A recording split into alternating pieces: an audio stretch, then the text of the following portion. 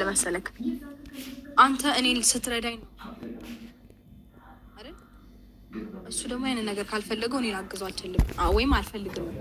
ሲቀጥል ደግሞ እኔ አሁን ነገሮች አብቅተዋል ባልኩበት ሰዓት ድጋሚ ተመልሶ ይህንን ነገር ላርቀው ነው፣ ይህንን በዚህ ነገር አግዥኝ፣ እነሱንም ቢሆን እተዋቸዋለሁ፣ እሷንም ቢሆን እተዋታለሁ ምናምን ቢለኝ ምንም እኔ አትተዋት ወይም አትተዋቸው፣ ጓደኞችም አብረው ይሁኑ፣ እሷም አብራክ ትሁን፣ አንተም እንደፈለግኩ ልለው እንጂ እሺ ትተሃቸዋል ብዬ እኔ ሁሉን ድጋሚ ትቼ ልመለስ አይስልሽ ምንም ስሜት የለውም። አብርሃም ከሄርሜላ ሀገር የሆነ ቦታ ቢሄድ ለአንቺ ኖርማል ነው ስልሽ ውስጥሽን እኮ ለእኛ ልትደብቅኝ ትችያለሽ። የሆነ ህመም ሊኖር ይችላል። ሰው ሆነሽ የሆነ ህመም ይኖረዋል።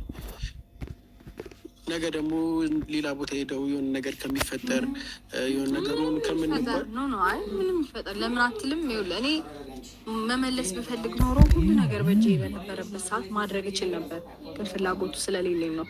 ምክንያቱም እኔ እዚህ ወደዚህ እናት አባቴ ቤት መምጣት ሳላስብ ሳልጀምር ብቻ ከራሴ ጋር ታይም በማሳልፍበት ሰዓት በቃ ረጅም ጊዜ በጣም ረጅም ጊዜ አስቤበት የወሰንኩት ውሳኔና የሆነ እርምጃ የጀመርኩት ነገር አለ። ያኔ ነው ነገሮችን የጨረስኩት፣ አሁን አይደለም። ለዛ ነው እንደዚህ በዚህ ልክ እንትን የምለው እንጂ መመለስ ብፈልግማ በጣም ብዙ እድሎች ነበሩኝ እኮ፣ ግን በቃ አልፈለግኩትም። ነገር በጣም ብዙ ክፍተቶችን እየፈጠረ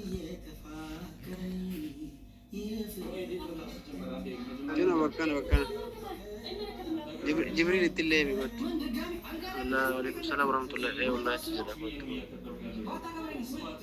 አታሰሙ ጅብሪል እንደ ያ ማዱ ማቲያ መለታ ዚ አምባው ደማራም ቻ ተቆ ጀላ ባንዴ ኒ ወልዶራዱ ባንዴ ማራም ነስቶ ማይዛ ካሚና ሚየ ካባን ጀላዶ ኤሳ ረቢሳኒ አራራሙ ጅብሪል ትለይ ሚስንጀራ በቃ ዳቃሽ